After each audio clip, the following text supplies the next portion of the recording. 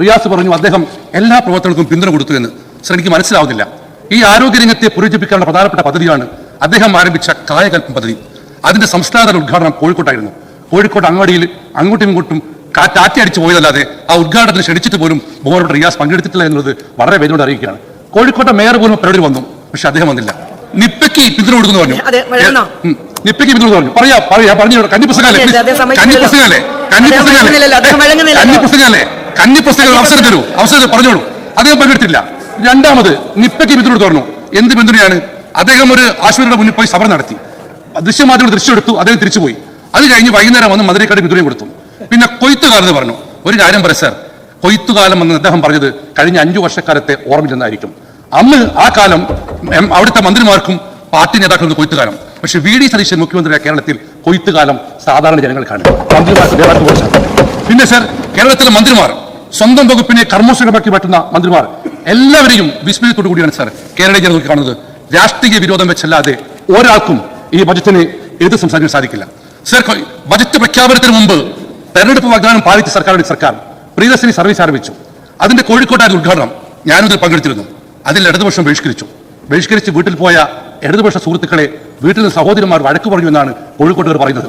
Sir, മാത്രമല്ല മറ്റൊരാൾ BJP-ക്കാർ അവർ March നടത്തി സൂപ്പർ ഫാസ്റ്റ് വേണമെന്ന് പറഞ്ഞു. ആ സൂപ്പർ ഫാസ്റ്റിലേക്കും ഫ്രീ സർവീസ് വേണമെന്ന് പറഞ്ഞുകൊണ്ട് മാർച്ച് എടുത്ത് BJP-ക്കാർ വീട്ടിലെത്തിയപ്പോൾ വീട്ടമ്മമാർ പറഞ്ഞത്രേ പാചക സിലിണ്ടറിന് 100 രൂപ കുറച്ചിട്ട് മതി ഞങ്ങൾക്ക് ഈ സൗദിയിൽ യാത്ര.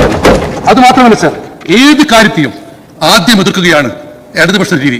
ഏത് കാലവും അറിയാലോ. നേരത്തെ ശ്രീ മഞ്ജുനാഥ് സാർ പറഞ്ഞു രാജീവ് ഗാന്ധി കമ്പ്യൂട്ടർ കൊണ്ടുവന്നു. ഇവർ വിളിച്ച മുദ്രാവാക്യം എന്താ? തൊഴിലെത്തിക്കൂ കൈകളിലാദ്യം, എന്നിട്ടാവാം കമ്പ്യൂട്ടർ. ഇന്ന് കമ്പ്യൂട്ടർ ഇവരുടെ ഓഫീസിൽ മാത്രമല്ല, പോക്കറ്റുണ്ട് കമ്പ്യൂട്ടർ. ട്രാക്ടറിന് എതിർത്തു. അനിശ്ചിതനായ ലീഡർ നെടുമ്പാശ്ശേരി വാർത്ത കൊടുത്തപ്പോൾ അതിനെതിർത്തു. ഇതിൽ ഭരണത്തിന് വരുമ്പം ഇവർ പറയും കാലഘട്ടത്തിന്റെ ആവശ്യമെന്ന്.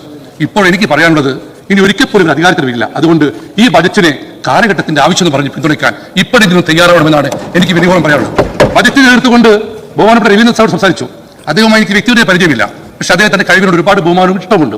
സർ, ഞാനൊരിക്കൽ തൃശ്ശൂരിൽ യാത്ര ചെയ്യുമ്പോൾ അദ്ദേഹത്തിന്റെ പ്രസംഗം കിട്ടുന്നു. അതൊരു വലിയൊരു ബ്ലോക്കിലാണ്. ഞാൻ ഇതിലെ ഗതാഗത കുരുക്കിൽ നിൽക്കുമ്പോഴാണ് അദ്ദേഹം പറയുകയാണ് എന്തുകൊണ്ട് പൂച്ച പറക്കാത്തത് എന്തുകൊണ്ട്.